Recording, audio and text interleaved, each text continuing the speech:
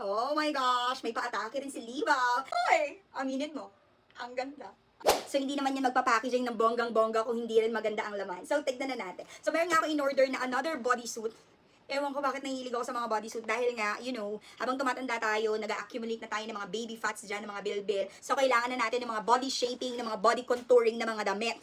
And here it is. Uy, sobrang bongga ng quality. Look at the details, mga mom. Here's the closer look. Seamless siya na bodysuit, body hugging, body contouring.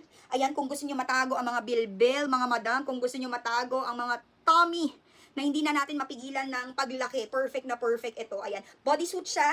Ayan, so adjustable din ang kanyang ilalim. Adjustable din ang kanyang ilalim, adjustable din ang kanyang strap. So, perfect na perfect ito. Pwede mo siyang ipanloob sa mga dress, pwede mo siyang ipanloob sa mga top, sa mga jeans. Pwede mo rin ipang top ito, partneran mo lang siya ng jeans, partneran mo lang siya ng skirt, shorts. Pwede kahit saan. Sobrang bongga, seamless na yan, kaya naman hindi yan babakat sa mga damit natin. So, perfect na perfect, di ba? Ang ganda ng quality considering na affordable lang ng presyo. Wow, this is a great buy, mga madam. Ito naman yung kanyang itsura kapag nasuot na. Kumurba, my gosh. Kumurba.